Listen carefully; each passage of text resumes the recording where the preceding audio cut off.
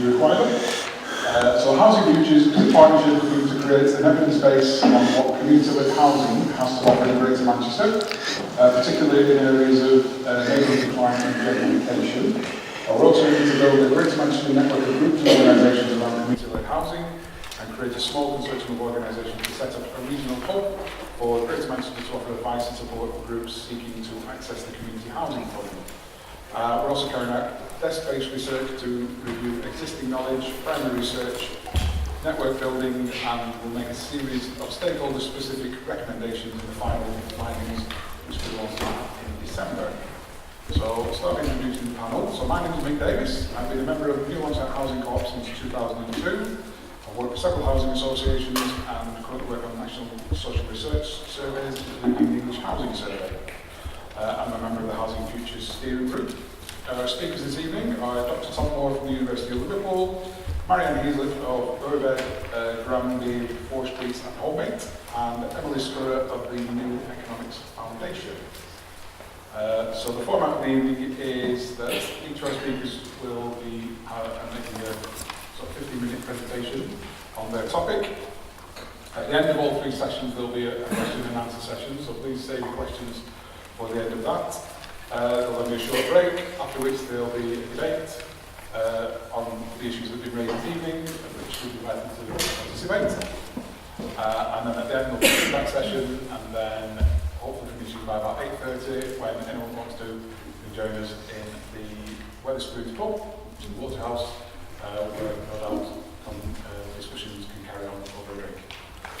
Okay, so without further ado, I shall hand over to our first speaker, which is Dr. Tom Moore.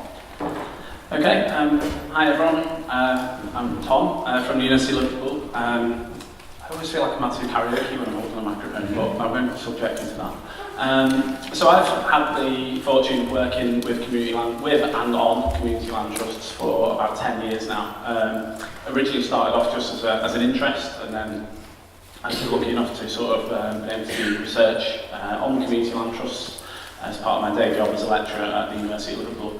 So the brief that I was given today really was to talk about just what is a CLT. You know, while it's sort of a sort of rising and more prominent concept and model of housing delivery, it's still unknown to a lot of people. So I'm going to sort of just try and talk about what it is and then draw on some lessons from research I've done, particularly working with urban community land trusts. So, CLTs are a form of community-led housing. That is, housing that's planned, delivered, and often managed and owned by people in their local community, set up and run by people to develop and manage homes, as well as other assets, which are deemed important to that community. So it's all very much about the empowerment of communities and the planning and design and delivery of housing and their local assets. Very much, community empowerment at the forefront of what CLTs are and what they aim to achieve. Often relates to keeping housing affordable, usually by applying resale restrictions to housing, whether that's housing for rent or housing for sale. A lot of the origins of CLT, I mean, it's really interesting that we're here in Manchester today because the origins of sort of this idea of community land trust, which is really at the core of it, about community ownership of land.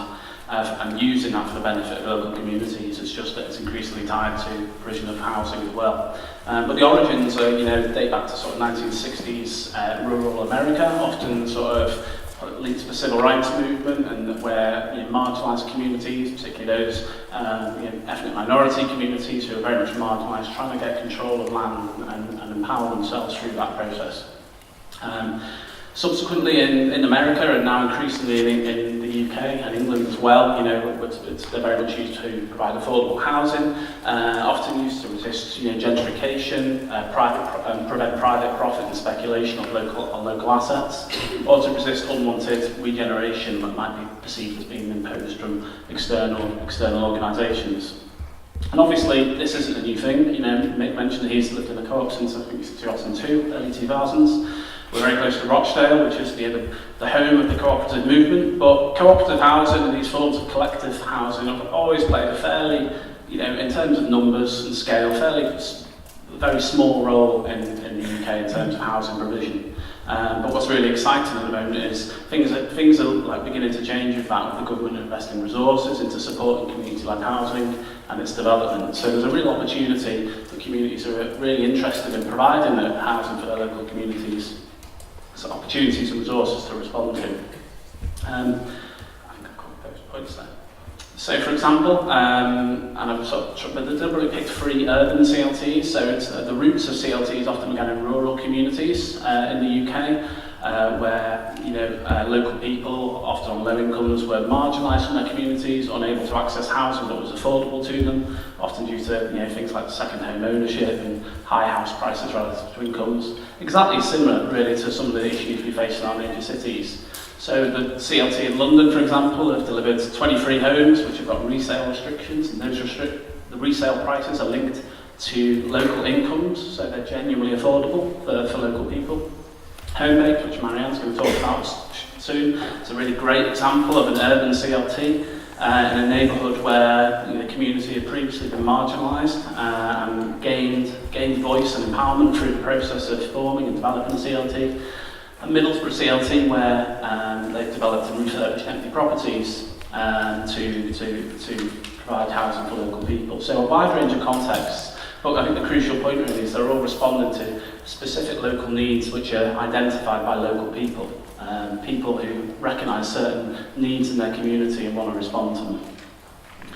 So in terms of numbers, what we're talking about, I think what's really interesting recently, in 2010, a National Community Land Trust Network formed, which is a membership organisation promoting and developing community land trusts across the country, supporting communities to do that. And since then, things have really sort of taken off and developed. So there's around 300 CLTs, I think is the best estimate, with about 6,000 homes either delivered or in the pipeline across the country. Really exciting is that they're increasingly being delivered in cities, moving away from the countryside as the sort of main area. And there's this national and regional infrastructure, and I think it's really interesting that a regional hub to help communities in Greater Manchester is being proposed, because a lot of the research shows that that these organisations, community land trusts, community-led housing, usually emerge in areas where there's support available to help communities through that process. And through enablers or regional hubs who can provide sort of technical support, skills, legal advice and so on. I mentioned that there's dedicated government funding now available to support community-led housing, which is a real victory for the sector and something that's been campaigned for many years. So a dedicated community housing fund, which would ring fence for community-led housing. And different avenues from which to form and shape CLTs as well. Things like neighbourhood planning, they're not explicitly to do with housing, but it's to do with community control, community engagement, and influence over the planning process, which might give opportunities for people who want to form community land trusts. And recently, and some of the research I've done for the National Community Land Trust Network has been evaluating something called the Urban CLT Project, which was involved 20 case studies of CLTs around the country. And recently I've been fortunate enough to be involved in evaluating that project, and in the next couple of slides I'm just going to draw on some of the lessons from that, which highlight really what key ingredients for CLTs are and what maybe some of the issues, challenges and food for thought to consider as well. So I think the key ingredients for CLTs, firstly, they're by and large formed by volunteers, people like you and me in this room who might be interested in the issue, they might be interested in housing, they might be interested in communities getting greater control over what happens in their local neighbourhoods. So obviously the first key ingredient is having a willing and able group of people, and often community land trusts leveraging funding to help sort of support communities with that by paying staff as well. Another key ingredient really is the importance of being embedded in a local community. I think one thing that's really interesting is a lot of these CLTs form alliances, or CLTs that I work with other groups in their area or city. So for example, community foundations or neighbourhood planning groups, and building these alliances which, at their heart and root have, communities at the forefront, and the idea of community control and influence over what happens to them. Access to land is obviously the sort of major ingredient as well for community land trust. It's in the name, obviously. And many groups are relying on asset transfers for that. maybe from local authorities or and such like, and public sentiment tends to vary. There's often still amongst local authorities a sort of misunderstanding or misinterpretation of what a community land trust is and what it can do. So there's obviously also work to do in local neighbourhoods and cities to sort of build that awareness of what CLTs are and the sorts of things they can deliver on. Community partnerships with like-minded organisations are sort of another key ingredient, and that's kind of what I just touched upon, but I think Marianne, I'm not sure if she's going to talk about it, so I might put her on the spot. But one thing that I think organisations like Homebaked have been really good at is forming those alliances with their local community, both at an organisational level but also with people on the ground, often through membership, voluntary activities and such like. The research we did on 20 urban CLTs, which is a snapshot of the ones that exist, we found that there was over 5,000 members attached to those CLTs and a minimum of about 300 volunteers. And when you think about that across only 20 organisations, which are all still relatively small, that's an incredible amount of community effort and engagement. And if we scale that up and we begin to think about how many different people around the country are involved in these activities, it's pretty impressive. Professional partnerships are often used as well and to sort of further CLT activities. And one of the dangers with any sort of organisation, obviously that's formed on a voluntary basis, is the issue of relevant skills and capacity to progress organisations. This isn't an easy task. We're talking about identifying land to buy, funding applications, any regulation that's attached to the planning and delivery and management of homes. So often CLTs will form partnerships with housing associations or local authorities to try and help them overcome that. And they can be very advantageous, but also poison chalice as well in terms of power balances, which we have to think about in this. And then finally, funding, which is often used to leverage in technical support and advice, building organisational capacity, running community engagement events, and the community housing fund that's just come out from the government is really great opportunity for that. So it's a great time to be having these conversations in Greater Manchester, because for the first time in a generation, really, there's significant resource available to help progress these ideas and activities. And one thing we found in our research is that CLTs tend to be very reliant on forms of social investment, so things like charitable funding or big lottery funding, that sort of thing, or government subsidy. Very rarely are they getting involved in sort of access and commercial finance and such like. And then just to reflect on some of the potential challenges for CLTs, I mentioned about the issue of capacity. There's plenty of support available to help people with progressing. If you wish to form a CLT, to develop a CLT, there's plenty of support available for that. But obviously, it does require sort of strong commitment, and often in the face of adversity or a lack of support from government, whether that be local or national, or adversity from the planners in terms of trying to develop housing. And one thing we found is that these organisations are often sometimes relying on one or two key figureheads who put in an amazing amount of energy and time and commitment to progressing these CLTs. And that's where I think the regional hub idea that Mick mentioned in his introduction is a really good one, because that can help fill some of those gaps, it can help relieve voluntary burdens and provide that specialist support and access to skills. I've mentioned on the slide here about the issue of buying land and accessing finance as well.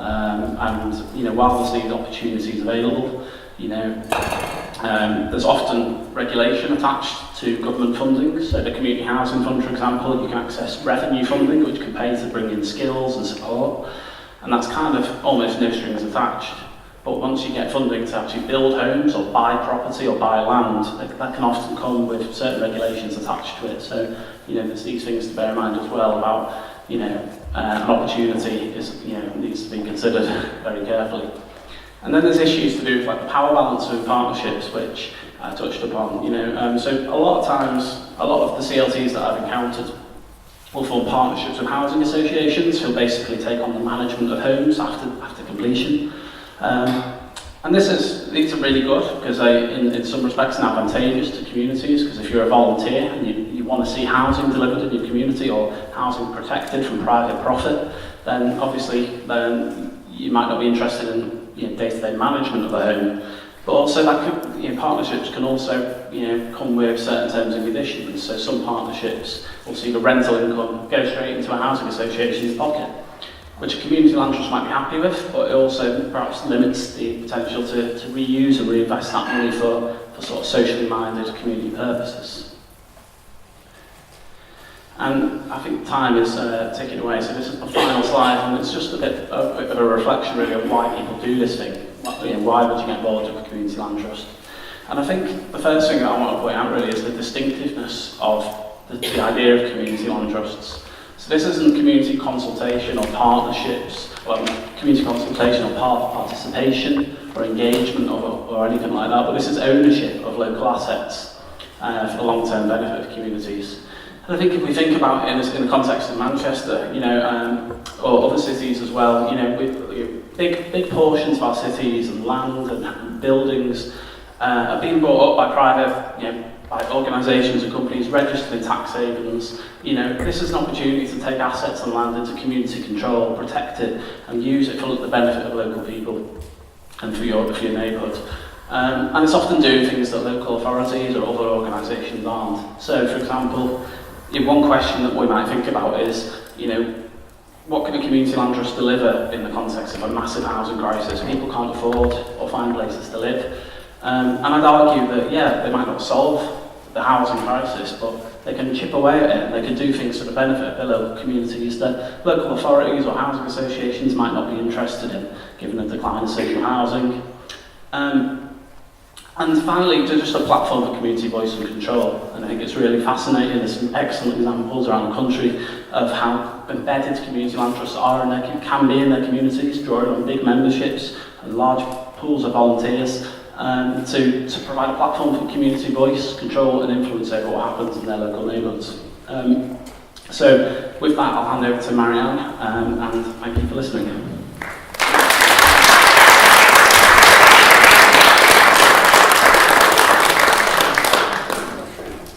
Questions at the end.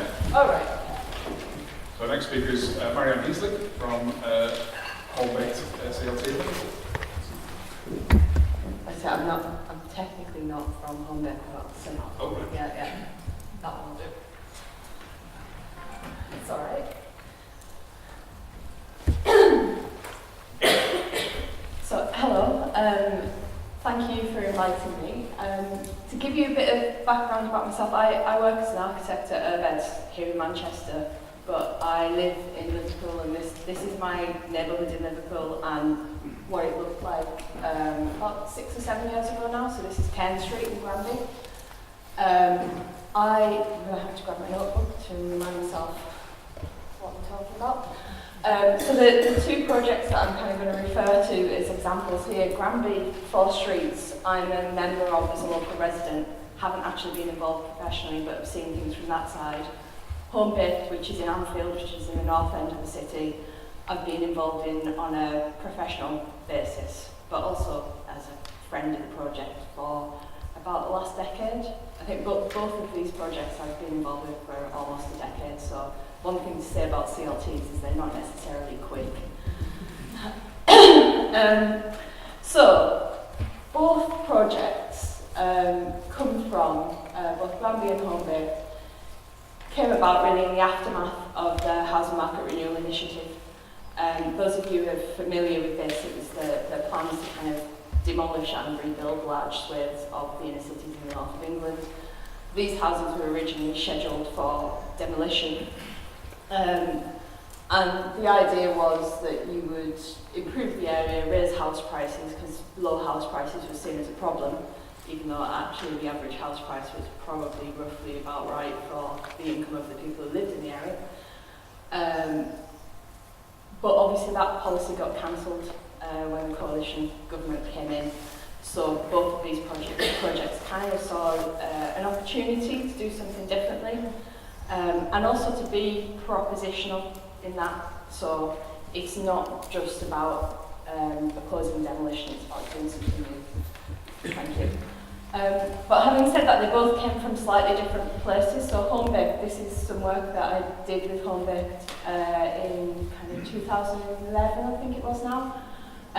Homebaked actually started as an art project. It wasn't a housing project to begin with at all. It was the Liverpool Biennial, as part of their kind of public works, inviting an artist called Marianne Heaslip to work with local young people who, by that time, Anfield had been going through regeneration programmes before housing market renewal as well.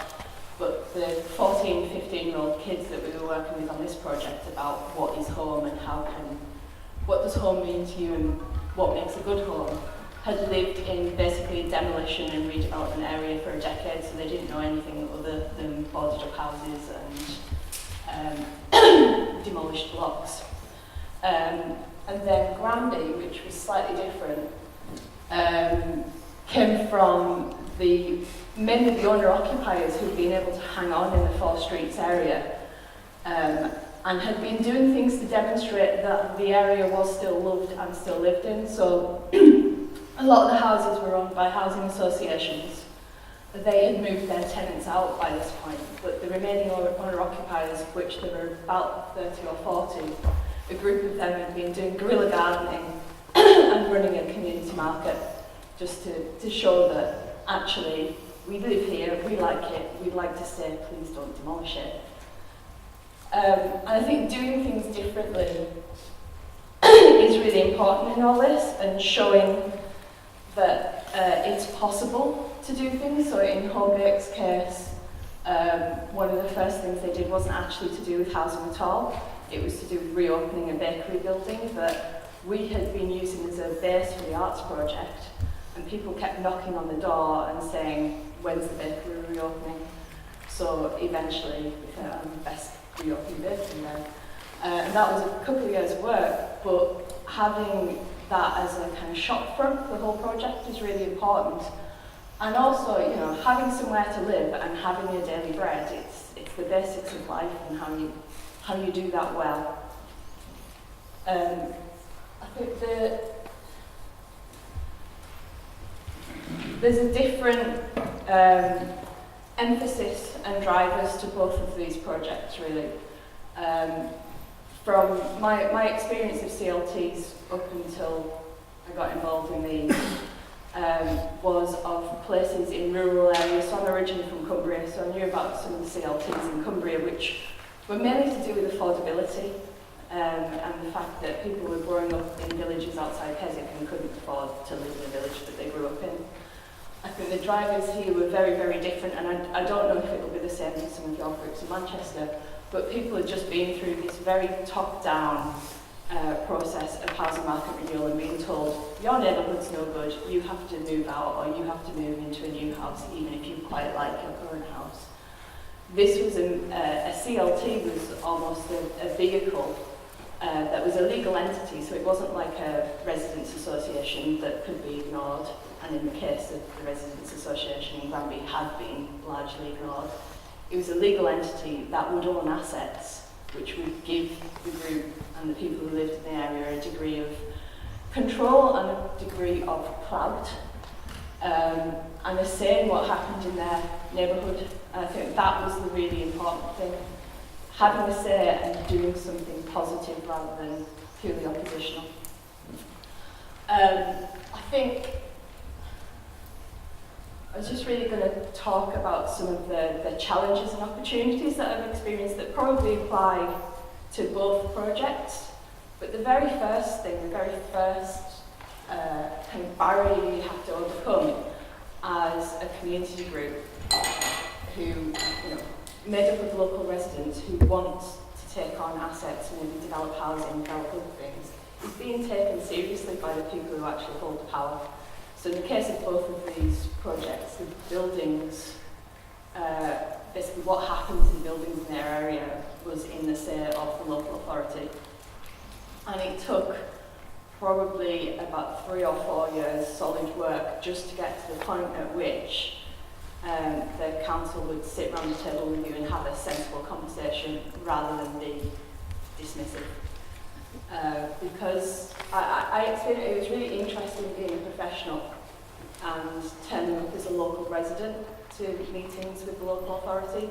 Because as soon as you started speaking in the professional language with which I'm familiar of, you know, planning policy and valuations and development control, all of that, some of the officers were quite taken aback that somebody who lived in that neighbourhood knew that language. That was interesting. What really helped in being taken seriously is partly to do with staying power. So people were determined and carried on and didn't go away. So that really helped. With the CLT in Granby, it was a bit of a stroke of luck in a way. We were introduced to someone who had a lot of money who was looking to invest it philanthropically and offered the CLT a £500,000 loan with very soft terms, very easy terms. As soon as you're going to meetings saying, actually we've got £500,000 behind us, will you now talk to us? The conversation gets very different. Now obviously there are all kinds of debates about that because that introduces other power relationships because you're reliant there on private philanthropic capital.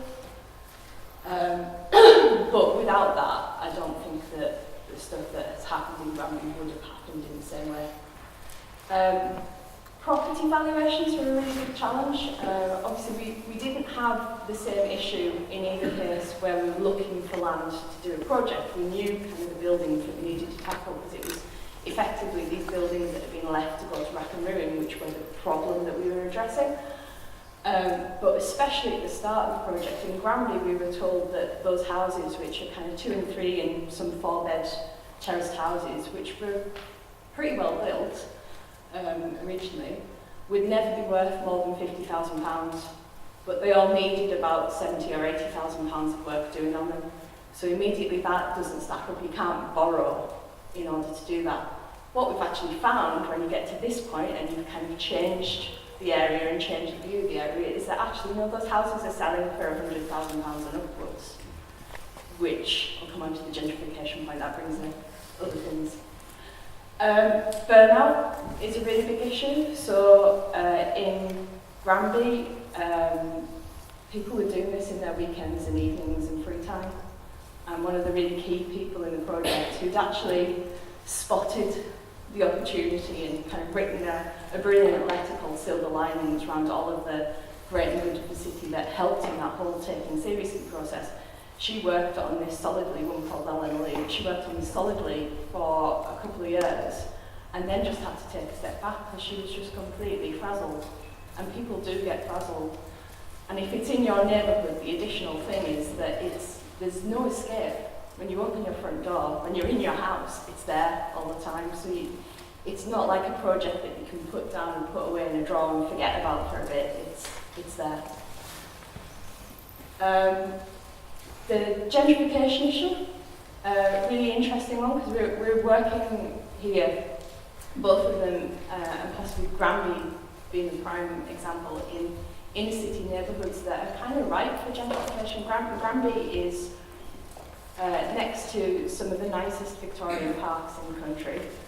It is 15 minutes walk from the university, it's 20 minutes walk from the city centre. House prices have started to go up there.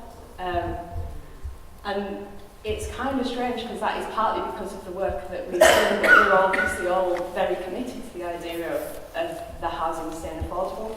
So one of the things the CLT has been able to do is make sure that they've actually developed 11 houses at this point and probably going to do a couple more. But they've been let for social rent, and proper social rent, not affordable rent.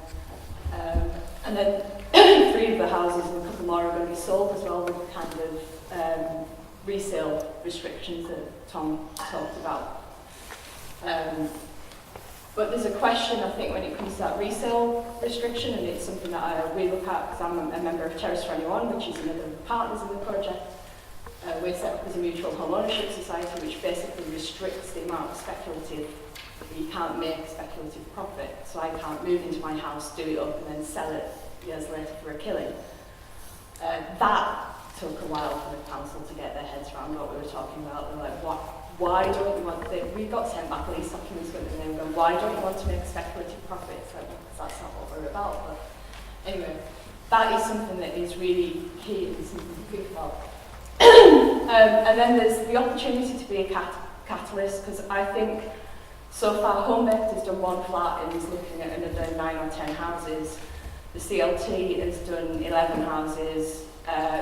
Terrace 21, which is a core part of that, is doing number 5. These are quite small numbers we're talking about, but for example, in the case of Granby, that belief and that work that's been done by the CLT has led to the rest of the area also being redone. So it meant that we basically badgered and pestered and convinced housing associations to invest in those properties again, so they were refurbished and are now lived in. And we've gone from a position of there being mostly empty houses in the area, so there are about 170 empty houses in the area, to there being maybe 10 or 15 that are left, and some of those are on the 3 of the 4 streets anyway. The 4th street is a different issue, but never mind. Most of those are either in development or they're people who are trying to find out who actually owns them, because you get in areas like this and you don't actually always know who owns something. But I think that opportunity to be a CLT, and you might not do huge, thousands and thousands of houses, but just by demonstrating that an area is valuable and loved and lived in, that can be a big positive. And so that street I showed at the start, this is actually a slightly older photograph now, but that's what some of those houses look like now, or did about 12 months ago. So it is possible, you can do it, it's quite a lot of hard work, but don't let that stop.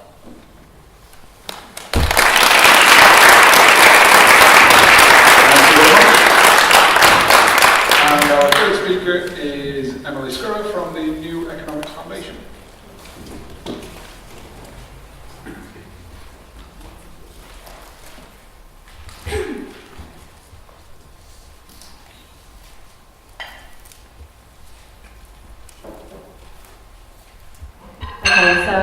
I'm not actually an expert on CLT, but I can talk about what NEF has done for CLT. So my organisation is interested in transforming our economy to make it fairer and to provide an alternative to neoliberalism broadly. So our work in housing, we're particularly interested in the role of land in the housing crisis. So our interest in CLTs came about through recognition that they could provide a vehicle for looking at ways of taking control of public land that's currently being sold off. So there's a mass sell-off of public land at the moment, quick cash receipts to private developers with no obligation to provide affordable housing. It's happening a lot on NHS sites particularly. Sorry. So yeah, CLTs are obviously a vehicle for how that can be stopped and genuinely affordable housing can be provided on public land. That's our entry point. Okay, so we have worked in one community in Aston. So they're not huge swathes of urban areas outside of London that are forming CLTs at the moment, but Aston is one example. So there's a little bit of interest in Birmingham about taking ownership of public land and using it for affordable housing. NEF organised a group of people and they chose CLTs as a vehicle for that provision of affordable housing. So our work there was to organise a group of people. It was quite exciting the way it formed. A couple of people expressed an interest, approached NEF. They went to speak to a load of people in a hair salon. It ended up being 60 people and they formed CLT. So they're kind of in the process of doing lots of exploratory walks around Aston to locate a suitable site. So that's kind of our work there. Just to say that obviously that's quite a localised solution to affordable housing crisis in the area. Birmingham house prices are rapidly increasing, as in Manchester. It's not the only way that affordable housing can be achieved, but it's the one that they chose. So yeah. Okay, so I guess we have kind of a nuanced kind of approach to CLTs. Done the right way, they can be really exciting. So if CLTs are done progressively, they can be used to lobby councils to provide tenants with more of a voice, and as previously said, more community control. Any kind of progressive housing policy can't just build more houses. It has to think about where those houses are, it has to think about communities, it has to think about green space, it has to address community need holistically. So CLTs can provide a really, really good model for how that can be done. Yeah, so it's not just about building more houses, although obviously that's something that needs to be done as well. Yeah, so obviously we can see tragically with Grenfell, if tenant voice had been listened to and communities had been empowered, then it would not have ever happened. Okay. Okay, so not to throw any shade on CLTs, but these are some kind of sort of cautionary notes. Tories love CLTs. Boris Johnson's a big fan of them. You know, basically it's that big society idea of you can deliver your own housing, you can deliver your own NHS health service, you can deliver everything yourself, education. And CLTs being used to provide affordable housing on public land sites can be seen as another form of privatisation.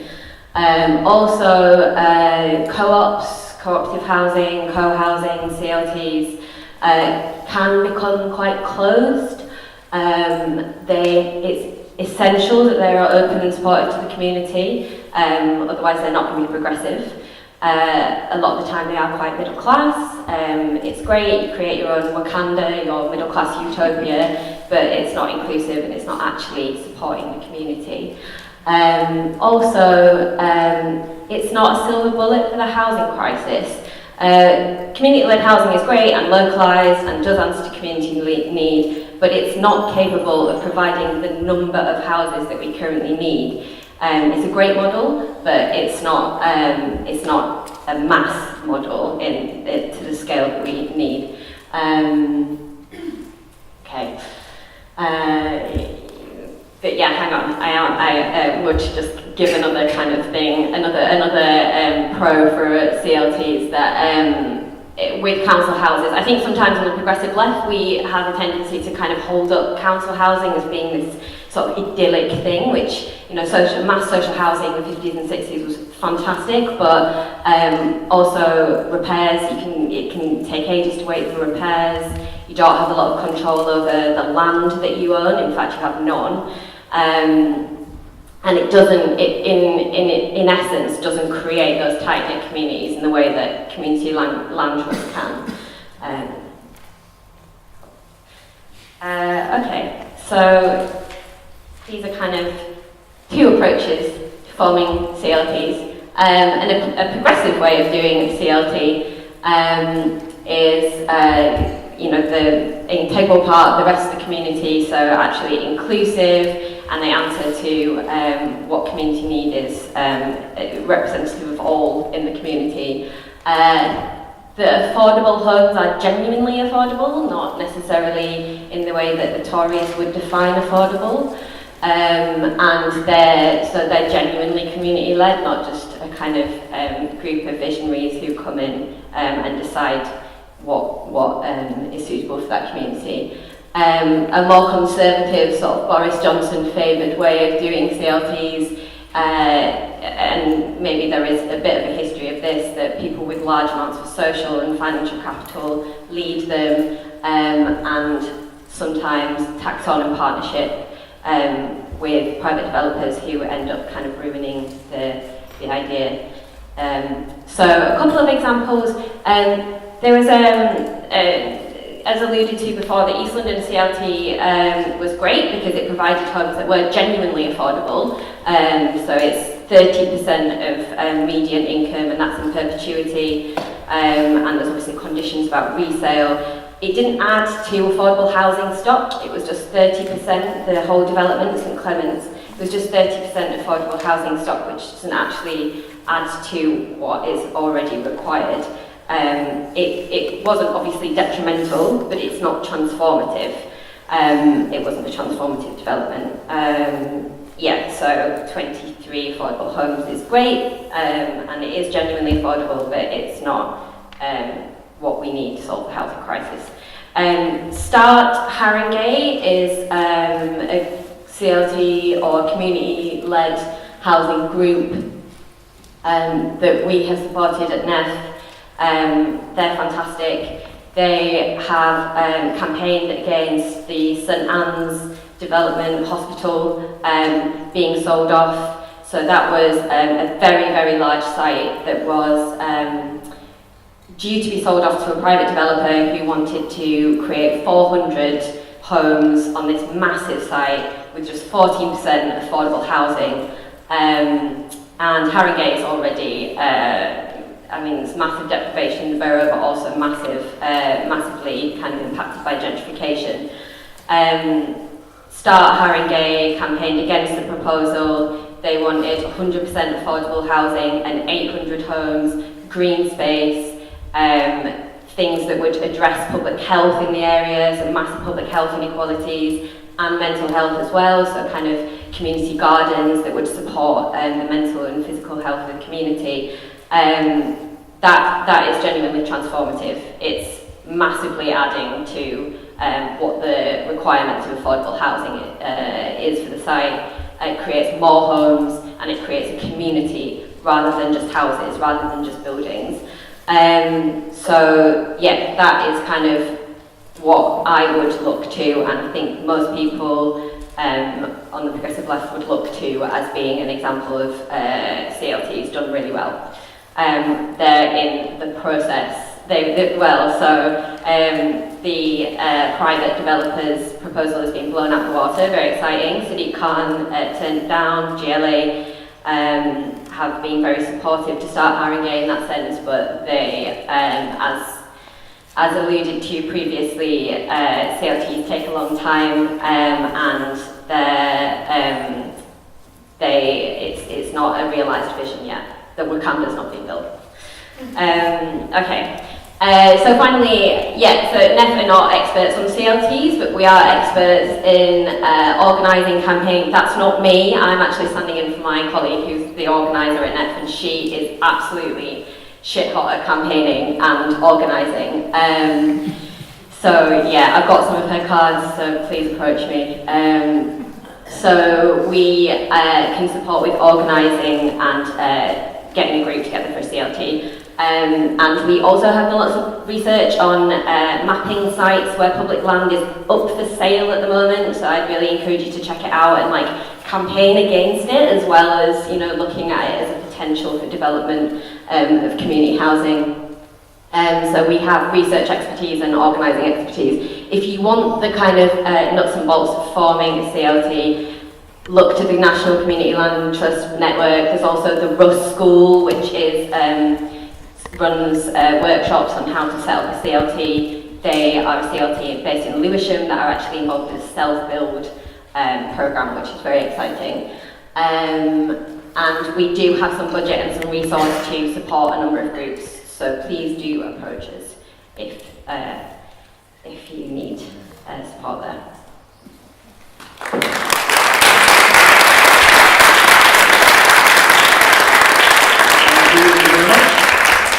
So now about 10-15 minutes for any questions from the floor.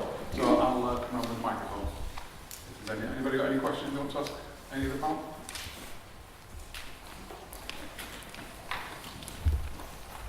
I have been around Granby and the CLT houses there. Excellent. What happened to Welsh Street? Because we went around there as well. Oh, okay. So the Welsh Streets, for those of you who aren't familiar with Liverpool, they're very close by to Granby. They're just the other side of Princess Avenue, which is one of the main roads south out of the city. That was always much more controversial. Again, it was the whole area of about 400 houses was scheduled for demolition. We went through an extended campaign and planning process, and the last scheme that included a lot of demolition was actually called in by Eric Pickle and dismissed. So the developer for it was Plustone Housing Association, and they didn't get permission for it. Left the City Council in a bit of a quandary because they had 400 empty houses and not sure what to do with them. What has actually happened is that they've formed an agreement with an organisation called Place First, who've done some work in Burnley and I think in Blackpool as well, and they're refurbing all of those houses for private rent. And I think there is some of the housing being done on a couple of the streets by Plustone for, I think, affordable rent, which, again, the difference is between affordable and what is actually affordable.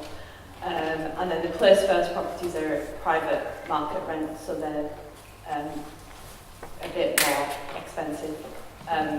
What they've done physically is quite interesting. What it means socially, I think we'll find out over the coming years. I wanted to ask, is the CLT, has it got to be housing, or can it be community with housing? But I think it can be, so the CLT in Granby also runs the local market once a month and is looking at redeveloping Granby Street, which used to be the main shopping street in LA, and it's like the main shopping street in the black area of the city basically, and has been derelict for a while, and they're looking at regenerating that and getting some of those units back into use for local businesses. Some of the people who've actually had stalls at the market are at the point where they're now looking for premises, so it's scaling up like that. So as I understand it, it doesn't have to be just about housing at all.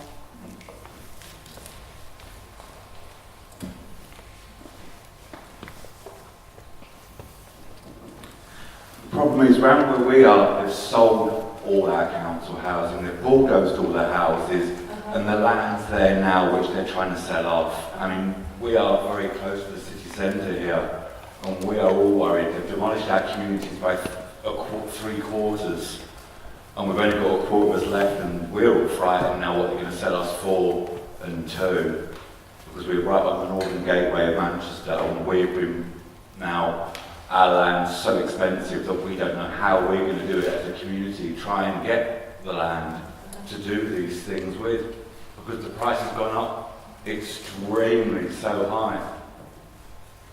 And do you know if the land has actually been sold? Yes, some of it's already been sold to private investors. Do you know if there's any that's up for sale? We're trying to, there's all up for sale, that's the whole thing. Okay, so there's some that's up for sale and some that's actually, the sale's gone through. Because there's not that much that you can do once the sale's gone through, unfortunately.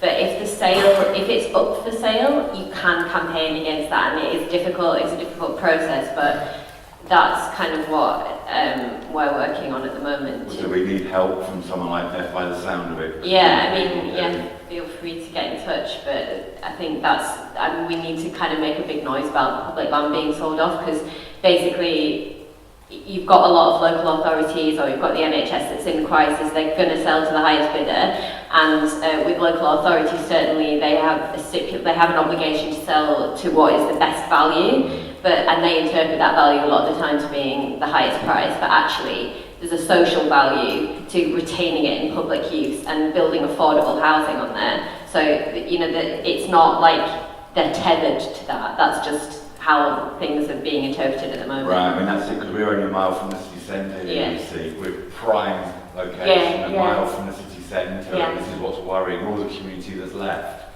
How much more are we going to be destroyed? What's going to be left of us by the time they've gentrified it all and everything else? Nothing. Yeah, we'll get in touch and we'll see what we can do. Thank you. There's a question down the front.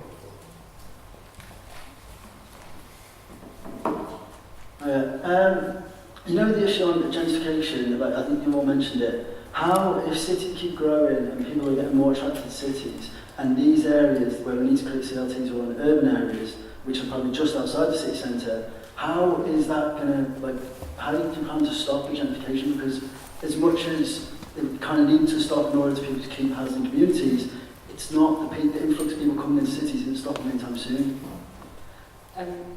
One of the things that we've done in Granby, and one of the mechanisms for which a community land trust is really useful, is it essentially takes the value of the land out of the speculative market, so that land is then in community ownership, and we can set the value that it's sold at, so that the houses that have been sold for private sale, there is a limit on how much those can increase in price. So when those people move out, they will get the value as it was, plus a percentage increase that is linked to local wage inflation rather than being linked to the speculative property market. So basically, the CLTs tackle it by removing land from the Does it speculative take property away market. developers or investors coming in and then buying a house to then rent it out to other people that then live to rent?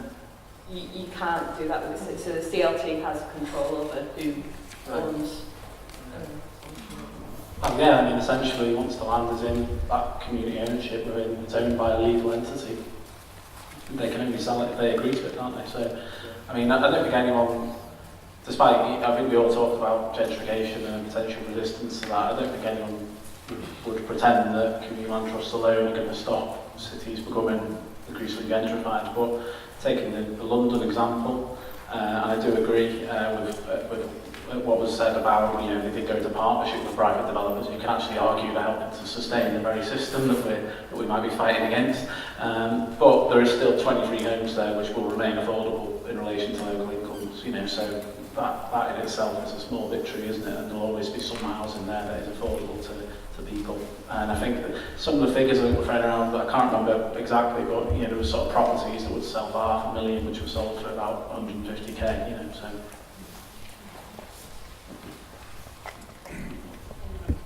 Yeah, just to say that most CLTs have a stipulation, or like ones that I've seen have a stipulation that buy-to-let is something that's forbidden if you have one of those houses. And also, yeah, I mean, I guess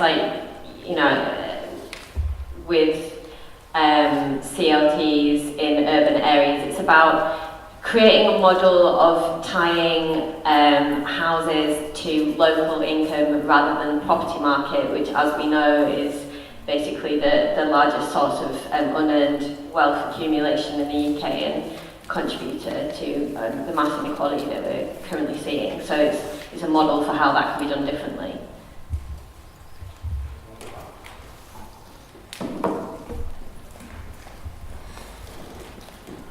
Are community land trusts still compulsory purchasable by local authorities? I'm thinking of a building owned by a board of trustees that's been compulsory purchased. And also, how do you stop community land trusts being used to prevent low-income housing being built? I'm thinking of certain areas out in the suburbs who would scream, don't devalue my detached house and buy it for a market stall or something to stop that happening. So compulsory purchase and stopping things.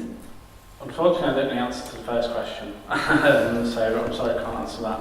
I think the second point you make is an interesting one, because in theory, and it goes back to I think one of the first questions was, is community land trust just about housing? In theory, community land trust is just about those two words, about communities, whoever they may be, and the land. And then it's a label, essentially, and a vehicle for determining what communities wish. But I think the funding available to support community land trusts and the campaigning support that's available for them is very much centred around affordable housing provision. So you wouldn't be able to get funding to build a community land trust. Well, I'm thinking of communities where they wouldn't need government funding because the houses are worth $500,000. Yeah. I suppose my only thing would be, I don't understand why people would go through this process and suffer this level of pain and exhaustion for if there wasn't a good reason to. I mean, one interesting thing, I think that's a very good point. I think also those communities, at least the ones I've encountered, and I have been, work with and research with community land trusts, which have faced a lot of opposition from precisely the sort of people you're talking about. So we can't pretend at all. People do oppose housing developments, they don't want for various reasons. I find it difficult to believe they form a community land trust personally, just to do that. However, there are CLTs which have developed market housing often to cross-subsidise. So, they've particularly in rural areas, I'm not aware of any urban ones, but they've built market housing and sold it for hundreds of thousands of pounds, but so they can afford to subsidise the price of more affordable and socially rented homes. So there's nothing that prevents, in theory, a CLT from developing market housing, but I'd find it's very unusual. I've never encountered it in the sort of 10 years that they've been solely used for that purpose. Just to say that I guess like NIMBYism is something that's definitely stood in the way of the kind of mass housing that we clearly need. Often based on fallacies, like the only sites that are available are greenfield sites, which is a fallacy. But an inclusive CLT should actually help to kind of mitigate NIMBYism, because it would include representation from all kind of members of the community. And one thing that has happened in more middle class areas that have formed CLTs is that often it's been a resistance to like second homes and things like that, and preserving community, which obviously has social value. We've got time for one more question, Jack. In a city like Manchester, the country, it appears they're turbocharging the transfer of public land over into developers. Like Manchester, they've got well-laid plans. This meeting today, do you have to live in the community to have a community land trust? So if I live in South Manchester, can I help out in Colliers, where they've stripped out 500 social units have been stripped out of Colliers. They're promising maybe 100 back if they don't give them £10 million. Like the land mapping, if you land map Manchester at the moment, there is loads of land that our city council is turbocharging to strip out.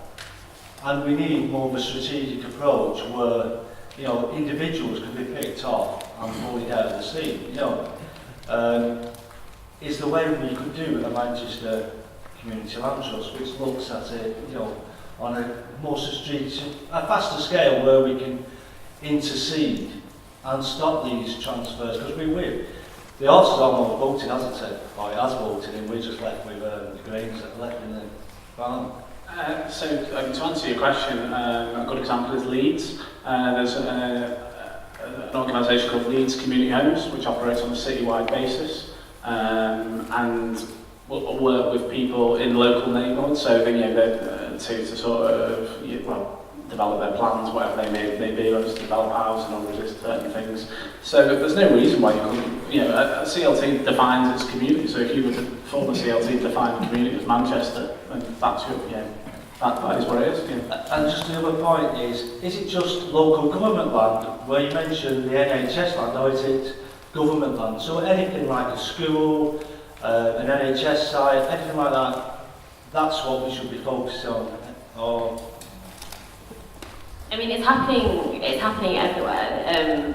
I guess it's happening quite a lot in NHS sites, because hospitals are closing and kind of amalgamating a lot at the moment, aren't they? So you've got A&E services that are amalgamating into and covering massive areas, and then you've got that site that's being sold off so that the local health authority can get a cash receipt, which they're desperately in need of.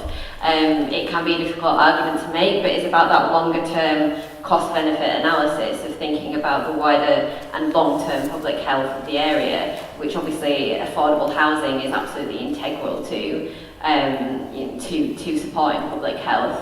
Manchester, it's happening a lot at the moment because prices are rising, like 9 times average income when I last checked. It's probably, maybe it's past that now, I don't know, it's pretty bad.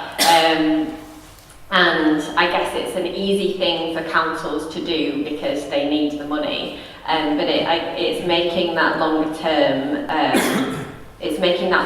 argument, which can be difficult to do politically, because obviously politics doesn't work long term.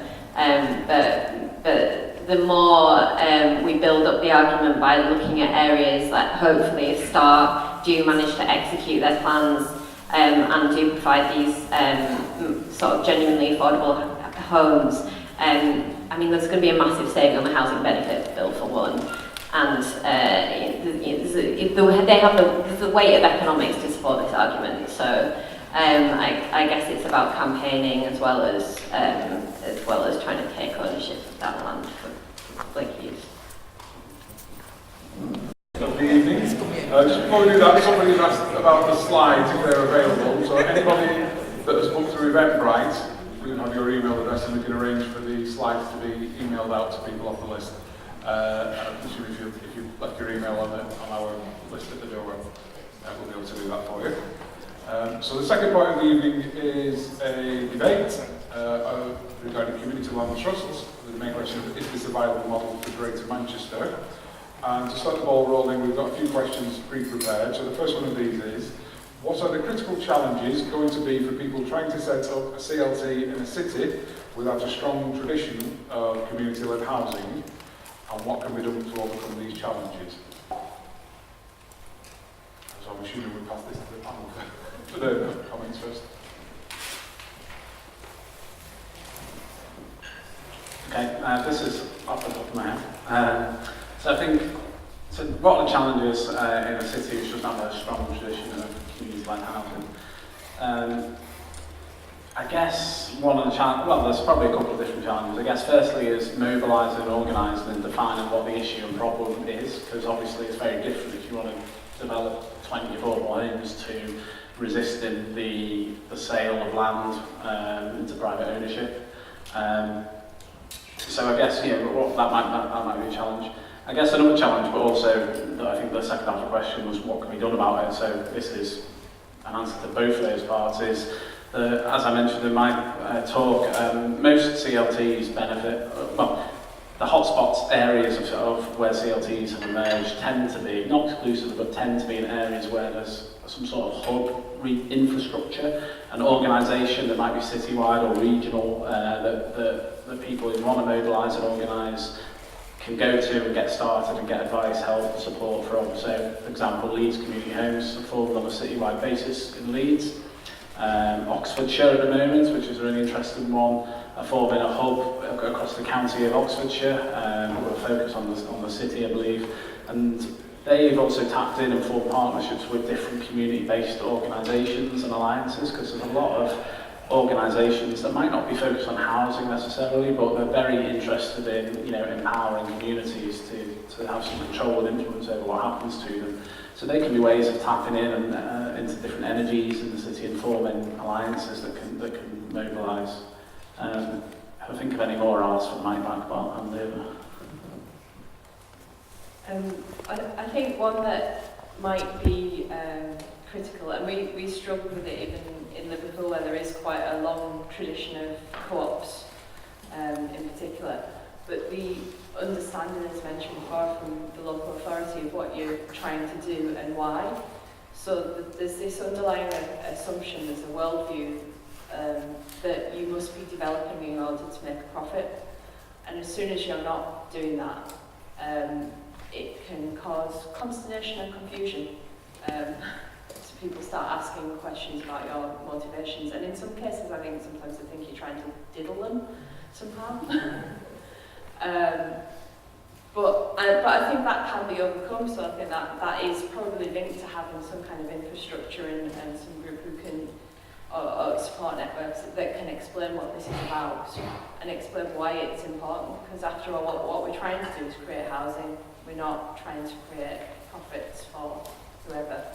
And I think just getting that message through that it's about, a lot of the time about place and creating places that people want to live in and creating good quality housing, and making kind of 20-30% profit or whatever is just not part of the deal.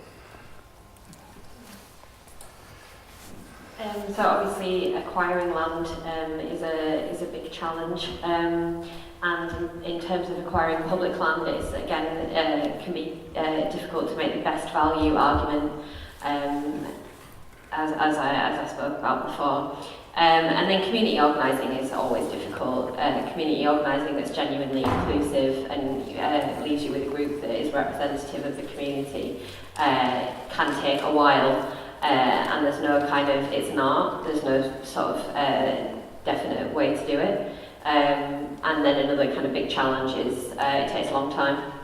And sometimes you can't see the immediate fruits of your labour, which can lead to burnout. Just one thing that sprung to mind, actually, if people in the room are like thinking of forming CLTs, there's funds available where you don't have to be constituted legally or anything like that. If you're just an interested group of people, the Community Land Trust Network got something called the CLT Fund, which you can access to get small grants to like help these sort of visioning exercises, community engagement exercises.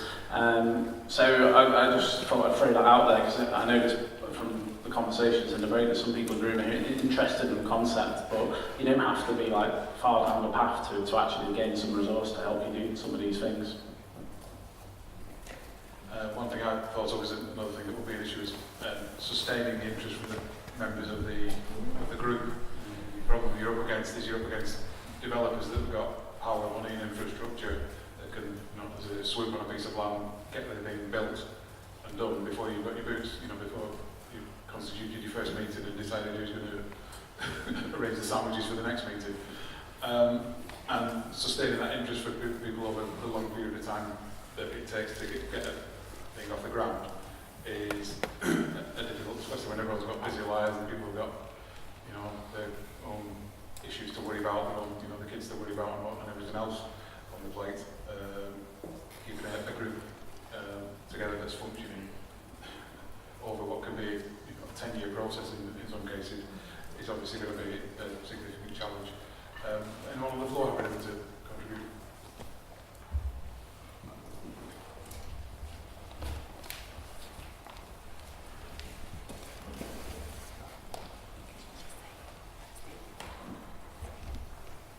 Hi, you're right. I'm Ryan. I'm just wondering, I'm squatting. I'm from Manchester, I'm squatting in town in a minute.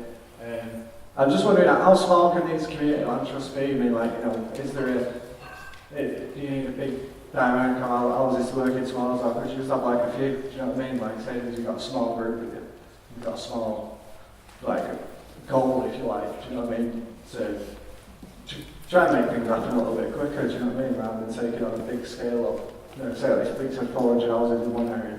What if there was just maybe 5 to 10 houses that you wanted to work towards? I mean, is that possible?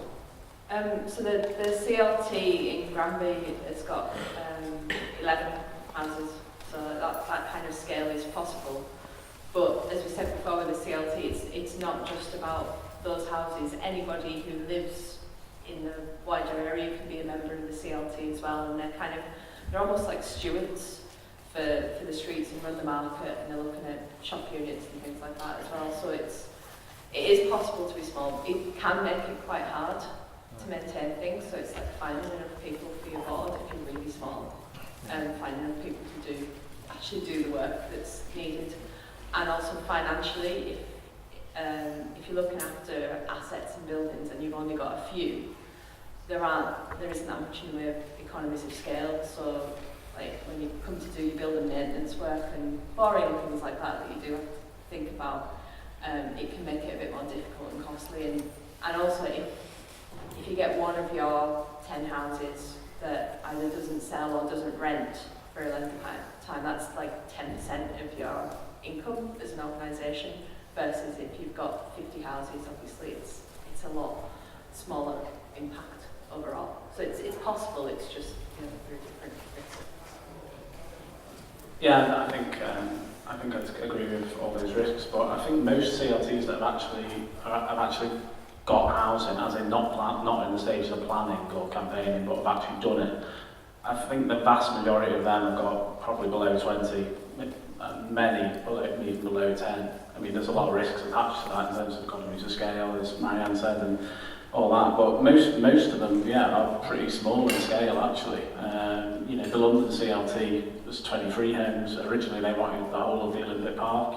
So these things tend to be small scale at the moment. I think it's just that now that there's some resources available to support it, that they're looking, many communities are thinking they can do more. And I think the issues about the board that Marianne said are really, really important as well, because like this is like an organisation that it's not just for, it's like a dogs for life, not just for Christmas, you know what I mean? It's not something that, curls up and dies after a year or 2 years, so you need people to manage it and sustain it. But that said, a lot of them as well, tend to be, you might have a board of 8, 9, 10 people, but there tends to be maybe often like 2 or 3 that do a lot of the work.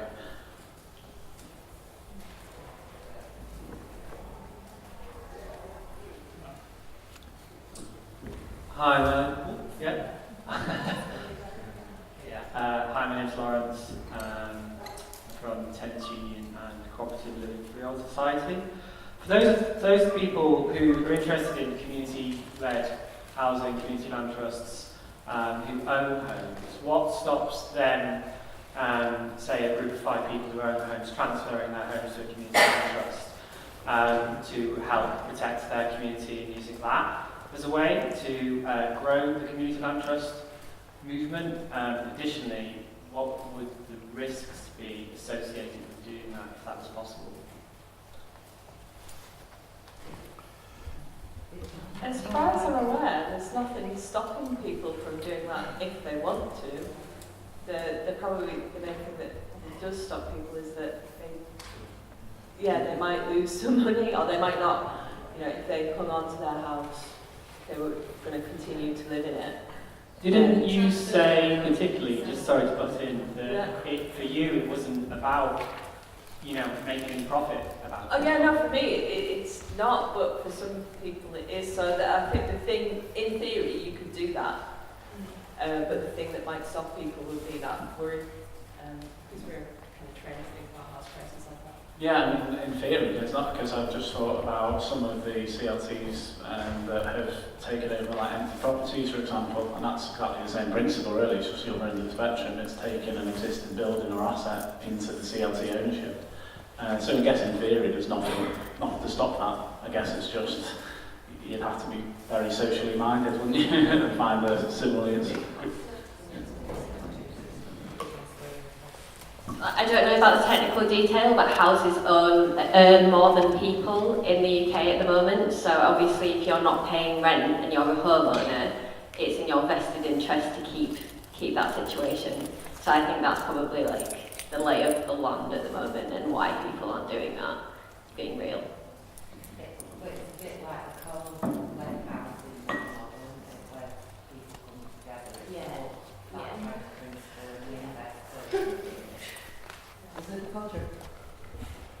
So can I'm Jess from Heart of Hastings Community Land Trust on the South Coast, and I was going to raise this point that there is £10 trillion of unearned wealth for those people that do own houses. So I'm one of them, and one of the things we've been able to do in Hastings is bring some of those people into the Community Land Trust as investors. So we have taken, those of us that have that unearned wealth, have taken some of it and put it in to the Community Land Trust in order to buy property on the open market to make available for affordable, so properly, genuinely affordable housing. So I think this thing about, of course, it would be much nicer for me not to do that financially, but renters are not the only people with a social conscience. But actually there are lots and lots of people who earned that wealth without meaning to, by being lucky enough to buy a house 25 years ago and then watch it go on. I have a lot of equity in that house. I just put a big mortgage on it, took that money and put it into the Community Land Trust. And I did that deliberately myself because I wanted to test how difficult is it? Is it possible to do this? If I would do it, surely other people would do it. And so we've got 12 investors who've set up this kind of investors collective. They've taken between 5,000 and 50,000 out of their own equity and put it into the land trust.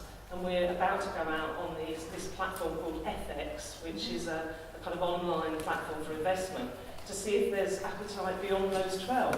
But it is possible to do that, definitely. And what I haven't done is put my own house into that. I have taken a big chunk of the equity out and put that in. I haven't put my own house in, it hadn't occurred to me to just do that. But partly because, what's the point? I'm going to be living in my house. So by putting my house into it, that doesn't free up a house for someone else. But by taking some of the equity out of my house and putting it into a CLT, that gives us the money to buy new houses or in fact, refurbish empty properties and make them available as new affordable spaces for other people. So it's definitely possible, and £10 trillion is a hell of a lot more than the 163 million that the government is making available. So we shouldn't just focus on what the government pays for, and we shouldn't just focus on public land. We should compete in the market to destroy the housing market, to buy in the market in a competitive way, bring stuff out of that market into communities. I guess like one challenge to that is the fact that wages are going down in real terms and the cost of living is going up. So I suppose if you do own a house, it can be quite difficult to make that decision financially. Yeah. So that's probably, it's not necessarily that people are greedy, it's just that there's very real financial pressures on people in the UK at the moment. That's exactly the sort of project I'm interested in, really. How can we repatriate all these privately owned houses that have been rented out at extortionate rents back into a secure rented market that people can do. And one of the ways is by, I think, taking people who are prepared to do some social investment into a fund that will buy houses. We can buy them back. You know, loads of the ex-council houses now around South Manchester are owned by private landlords, and they're in a terrible state. And they can be let out to students or to other things at extortionate rent. So I think that's the sort of thing I'm interested in, and I would like to know whether a CLT is a vehicle by which we could do that, or whether it has to be a different model. So I don't know how far they've got on it, but I'd recommend you Google, have a look at Headingley Development Trust, because I know at least probably 5 or 6 years ago, the people there, they were already existing community organisation, development trust of various assets in the community, and they were looking to do precisely what you're talking about. Headingley is a very studentified area, and they were looking to buy properties to take into community control.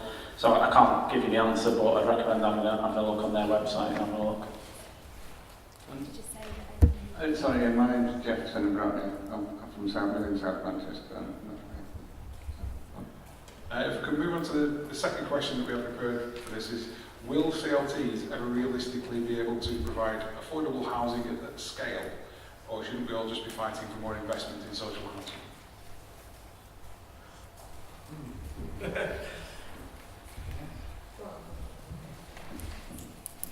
So my short answer would be no.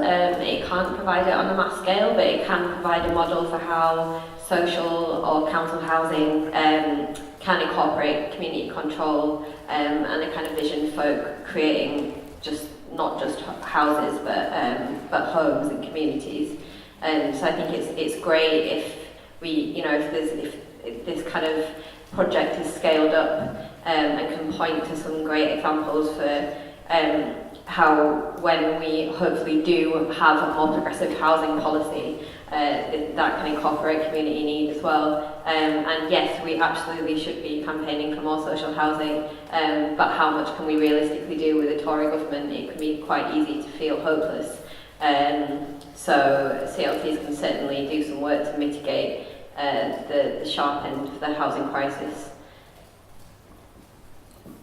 I guess also one thing that it's kind of a term that I throw about as well, about scale and mass housing, but what do we actually mean by that? And if you look at some of the examples in the US, and again it took quite a long time for CLTs to sort of grow there, but there's one in Vermont, Burlington,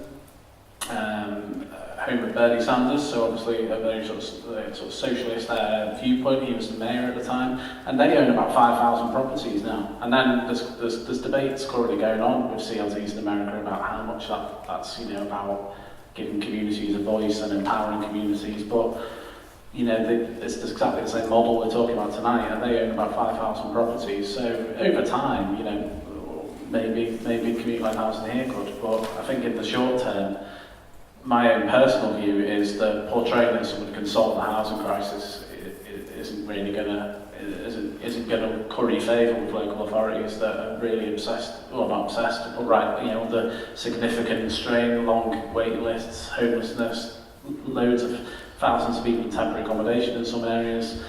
I think the debate is that, you know, this is a vision of what could be, you know, and that it's meeting needs which others aren't interested in meeting, or, you know, housing associations kind of, you know, often becoming more privatised in certain communities. Local authorities, I mean, some are starting to build council houses again, interestingly enough. I think Birmingham City Council's built like 20% of all homes in the last 5 years or something like that, which have been council houses. But generally speaking, councils aren't building, so I think the argument is that this is meeting needs that others can't or won't. But yeah, we should absolutely be, you know, there isn't one single answer to the housing crisis. I don't think, you know, it's all, you know, community land trust are one aspect of it. Other forms of community-led housing are as well, things like co-housing, thinking about how to tackle issues to do with ageing in housing, the problems in the private rented sector. So it's one part of, it's part of the solution in my view. I agree with both of those. I really do think that we should be building more social housing and council housing because apart from anything else, CLTs, and obviously I've been involved in CLTs that are in inner city neighbourhoods where you've got people who have probably limited resources in a lot of cases. There is no way you can expect people who are struggling to just pay the money for the bills and stuff to spend all of their evenings getting involved in this stuff. So social housing is definitely needed. I think when it comes to the scale question though, I think it's a bit unfair sometimes to just point the finger at CLTs and say that they're not scaling up, because like at the moment, if you look at the figures, housing associations aren't building that much either. Councils aren't. Some of them have started building housing and they're not building that much either. And private developers often have an incentive to not build hundreds and hundreds of houses at once because they don't want to saturate the market and reduce the value of their properties. And I think that's one of the things where community-led housing, where you've probably got an established level of demand and you're able to build houses and then fill them without having to do all that kind of slow release marketing stuff, is possibly part of the solution. The reason the CLT model is really interesting is that whole notion of taking the land out of the speculative property market. So if you look at places like Welwyn Garden City in Letchworth, where they were originally established, it's a form of land value capture potentially as well. You can also look at places like Vauban in Freiburg, where they've built basically on a CLT or a cooperative model, and because they haven't been having to pay the profits of a private developer, what would normally go to the private developer in profit has been reinvested in things like cycle paths and better environmental standards and trams and all of that kind of stuff, which I know is something that my colleague David Rudlin, when he was looking at 21st century garden cities, that might be something that we look at the original garden city model. It wasn't just about building twee semis on Greenbelt, it was actually about having control over a land asset. Any comments from the floor?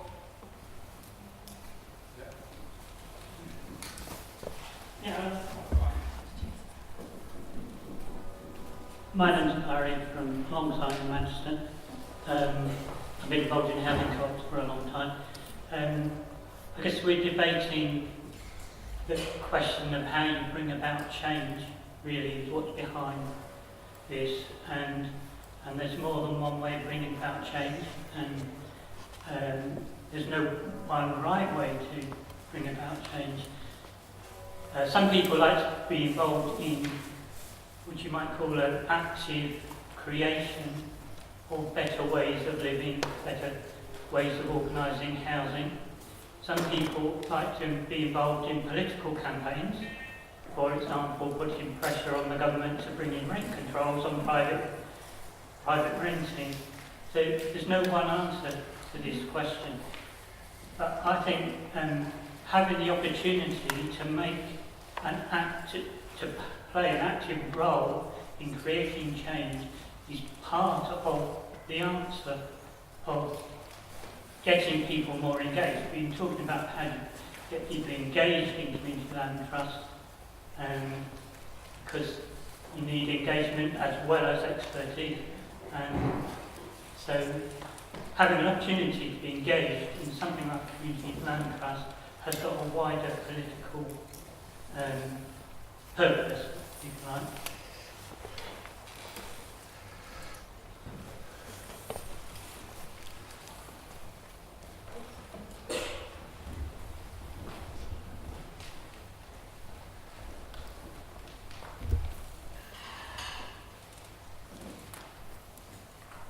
Hi, my name's Miranda. I'd like to know a bit more about what's happened on the Olympic Park. I'd like to know about who the people were that were engaged in that project, because to hear that only 23 houses were built there, I'm actually devastated to hear that. There was a housing co-op in that area, on that land. When it was built, it was the biggest housing co-op in Northern Europe, and it housed over 500 people. For that to be replaced by 23 units is absolutely devastating. Someone is taking the piss somewhere, and the people that were involved in that and engaged in that, if they were so enthusiastic originally and they were thinking that the whole of the park would be involved, what went wrong? What happened there? And how was that community land trust let them down so badly, as I would see it? Well, firstly, just a point of clarification, it's my fault because I didn't give it earlier, but originally they were campaigning for the Olympic Park, but basically that was sold off it was privatised. So the 23 homes were actually at an old hospital elsewhere in East London, so I apologise for the confusion there. So it wasn't part of the Olympic Park as such. I'm not part of that group, but it was led by London Citizens, which is a broad alliance of community organisations and networks across London, which focused on housing as a particular issue. I think their vision was definitely to have more affordable homes, but ultimately what they got was what they got. They wanted more, but the bidding process, I believe the site was actually just sold to a private developer with the CLT sort of added on. But there was supposed to be affordable housing as part of that development. Okay. Right from the start, there was supposed to be affordable housing as part of that development. They spent a lot of money doing consultation and presentations to show how much affordable housing there would be there. Well, if you're referring to the Olympic Park, unfortunately, I wasn't involved in that and don't make the decisions. I agree with you, but I'm not defending that decision. I'm just saying that for the Community Land Trust, it was a small victory, which has provided a platform for them to demonstrate that the concept can work, that Community Land Trust can deliver on what they promise by providing, admittedly, a small number of homes that are linked to local incomes. And they've gone on to help a number of different groups across London form and mobilise and organise, including some of the ones we've mentioned today. So I do fully sympathise with your viewpoint, and this is part of the debate about what a community land trust doing in the context of a rapidly privatising market. They're small victories, but at least they're victories, and they give a vision of what a better future might look like. No, that's not a victory. 23 houses is not a victory, it's a big fat failure.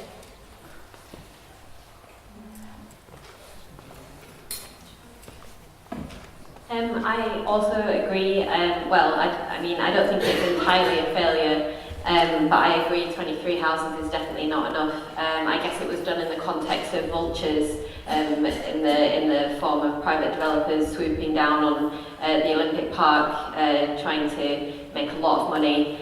The plan originally did have a lot more homes that were proposed. In the end, they managed to get the site of a former workhouse, which is St Clement's, and create 23 houses there. But there was a massive waiting list and massive interest, obviously, in those 23 houses. I think they had 700 applications, which, to be honest, is just an indictment of housing policy in London and the housing crisis in London. I think it was an absolute battle to even get those 23 homes. I mean, the GLA... And I'm sure the people involved spend hours and hours of their lives that they're never going to get back again.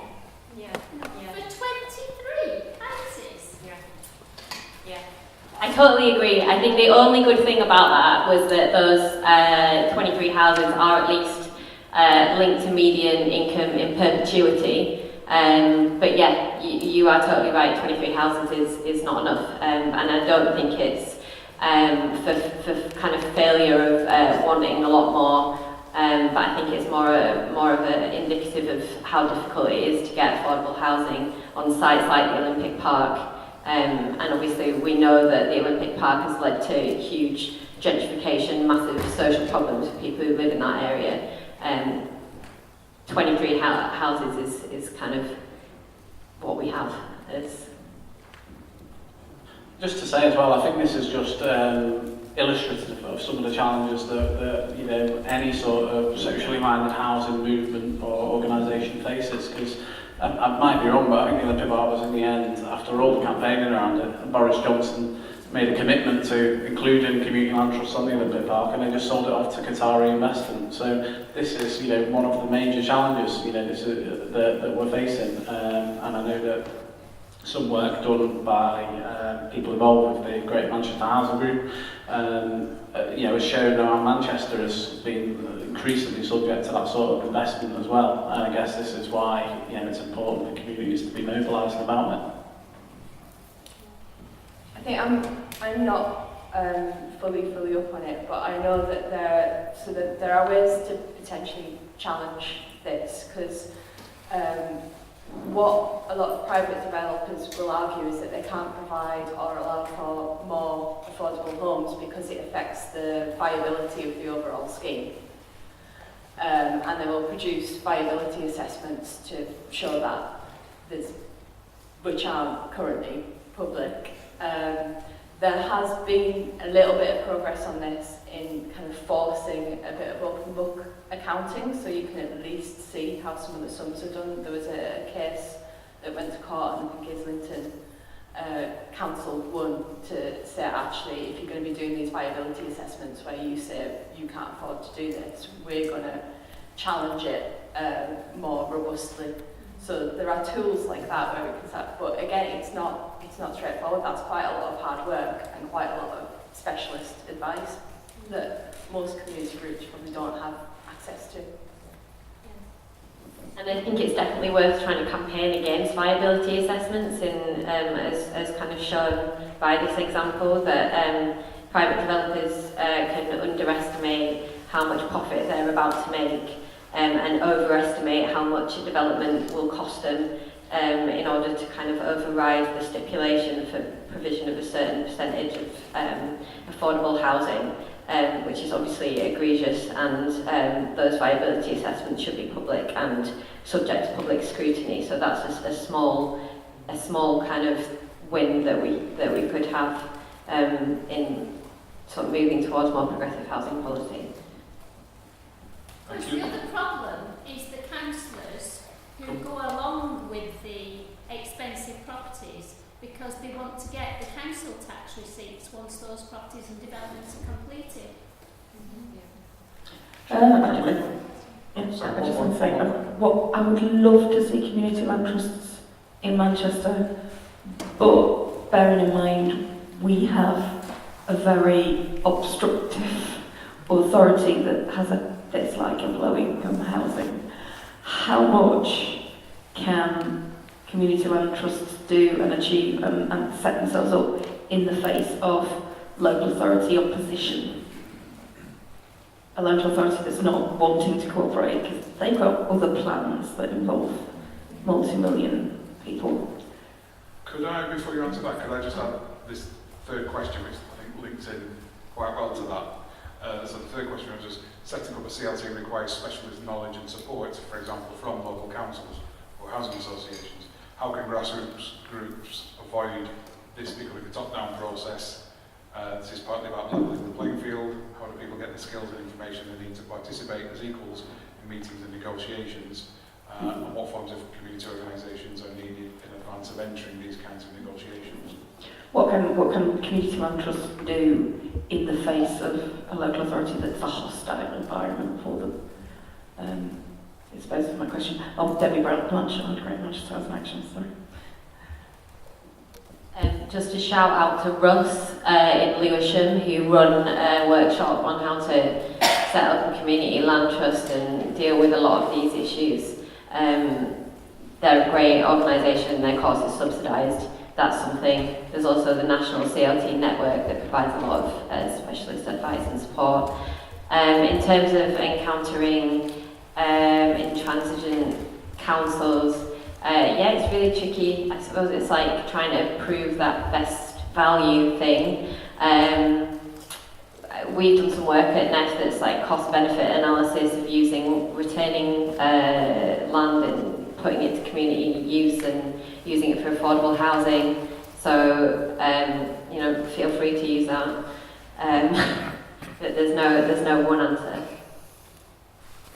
I suppose sheer bloody-mindedness is one thing that you need, but also what we found, I think both in Homebaked and in Granby, is the council at first, because we were dealing with housing market renewal, which people had been signed up to, and they would lose face if they went back on some of the things that had been decided there. So there was opposition, but also people had a stake in it. They wanted things to go the way that they'd originally planned them to go. So there was quite a bit of opposition at first. But my experience is that local authorities and councillors not every single one of them is completely oppositional, and the way that we dealt with it was to find allies. So we wouldn't have got as far as we did without Anne O'Byrne, who was the cabinet member for housing in Liverpool. And initially she was not really up for it at all. In fact, if you look back on, it's probably still on the Channel 4 All 4 programme, where they did the great property scandal about 5 or 6 years ago. She's actually on film saying, nobody wants to live around here, this is all a bit of a silly idea, we should just carry on with what we were doing before. But we managed to work on her and convince her that we were able to do things differently. And she's actually been a really good supporter and helped us overcome some of those roadblocks from, you know, officers who were sceptical or other council members who either were just not interested at all or sceptical. So I think finding an ally, I think, is a way around it. Yeah, I agree with that. I think finding allies, and then I think there's also the point that local authorities, I think you're absolutely right, a lot of them obviously will chase the money, but they do still have different issues and strategic priorities and obligations they have to meet on. They're going to have households on temporary accommodation, long waiting lists for council housing. So I guess as well there might be a bit of work with allies to sort of identify how CLTs can help relieve them of those duties. I'm not saying you should purpose a CLT towards that, but I think there isn't sort of natural harmony between what CLTs try to do, providing housing for low-income people, and what local authorities in theory should be concerned with. And then I really hesitate to keep on going on about government funding, because I do agree with what Jess from Hastings said about not relying on that or pursuing that. But it is still an opportunity, and the Community Housing Fund, there's actually resources available for councils to help work on community-led housing schemes. So actually, that is kind of a carrot for them. There is funding available, which they might be able to access to help them engage with communities. I also wondered, and not to put her on the spot, but I know Jess from Hastings has had some pretty interesting local politics, am I right? And I actually going to hand over to you, because I think you'd be better placed to say it than me. I'm sorry to put you up on the spot. But Hastings was involved in the research that we did, and I think Jess will tell the story better than I. Well, it's been really hard, and it's still really hard. But I think the allies point is really important. The one thing that I'm really worried about at the moment is our councillor who's in charge of housing has kind of decided that he really likes the idea of community land trusts because he thinks they're a way, as he puts it, to bring local people with you when you're trying to develop something that they don't want. It's like, he really has not got the proper idea of this. So politicians get all kinds of things wrong, so not always deliberately, sometimes almost by accident, they just haven't understood it properly. What is really good in Hastings at the moment is we've just had a whole load of new councillors elected, much younger, mostly women, and they are really positive about it. So they're not in power in any sense yet, but we're kind of working on them and supporting them. So really, you don't have to find your ally at the top of the council. Find those kind of people who came into it because they really believe in making a difference, and then help them make their way up the chain, in a sense. That's our current strategy, is to help those new women councillors to get into positions of power in the council, but make sure they really understand, spend lots of time with them, bring them to the sites that we're developing, introduce them to the people that are going to benefit from the houses, you know, so that they're hearing not from me, but from the person who's going to live in that house, who's currently suffering, you know, massive overcrowding or whatever the problem is in their life. And that is slowly, and maybe in like another decade, that might actually get us to a good position. So the politics is really, really hard. Where we've had success, and this is why I said the thing earlier about don't just look for public land, where we've had real success is where we have bought on the private market. So we've been buying up properties, one at a time. We've got a 9-storey office block, which we managed to get a few years ago, and we bought a house about 6 months ago, which we're converting into 4 flats, which will be ready in next month.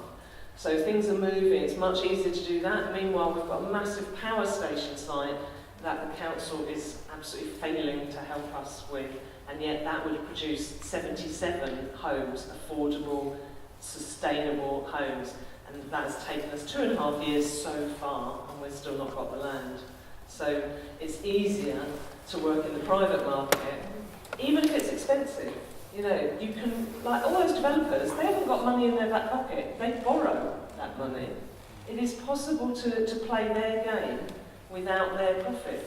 In the case of Manchester, though, we give them an interest-free loan out of their funds. Yeah. You know, for 4 years. That's like we give them Kickstarter loan. You know, so it isn't that difficult for developers in Manchester.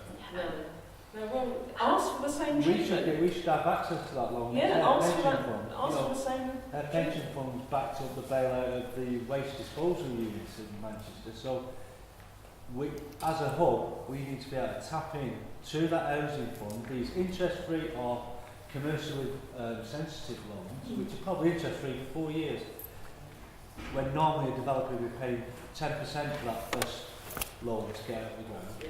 The biggest problem is they don't treat us, the councils don't treat us in the same way as they treat developers. They think somehow that developers are serious and that we're not. And so that's the biggest problem for us with this power station, is they say we can see it's viable, we can see it's lovely, you know, it's all really nice, but we don't believe that you lot can do it.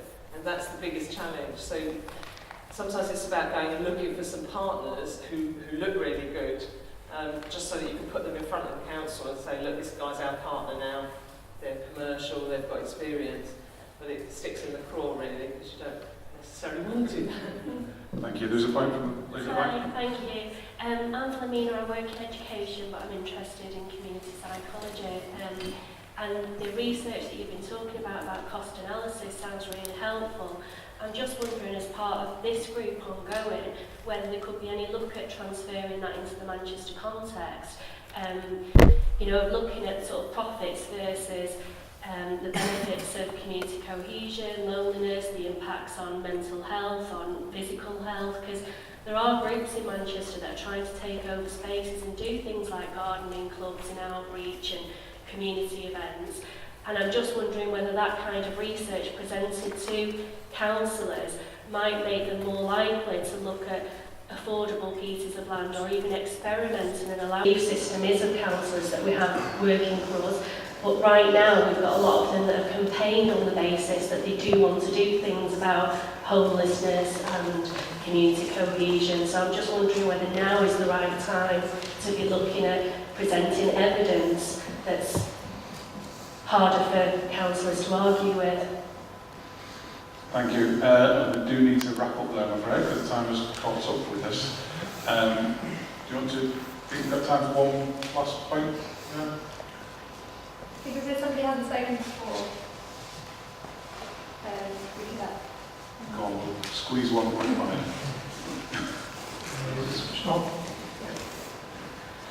3 points.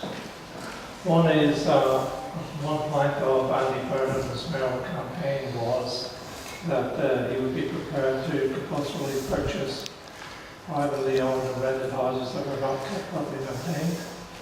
Would be one reason and one possibility of bringing things in. Second is, although the criteria for being eligible for right to buy have toughened up a bit, there's a very big disincentive for councils and now for housing associations to build at all. They're going to have to sell off at a negative premium. But thirdly, why the hell do we sell land freehold on a small river? Can't we sell a leasehold for 100 years or whatever? At least they'll come back into public control afterwards. Okay. Thank you very much. So all we've got left time for now is everyone hopefully has a feedback form. If you could very kindly fill those in and hand them in the back before you leave, that would be much appreciated. We do look at them and the feedback is very useful. If anyone else will join us over at the Waterhouse, which is the Wetherspoons pub at the other side of the town hall, we're going to be going there after this for drinks. It is accessible to wheelchairs at the back of the building. There's an entrance there. So all that remains to do is thank our speakers. Thank you.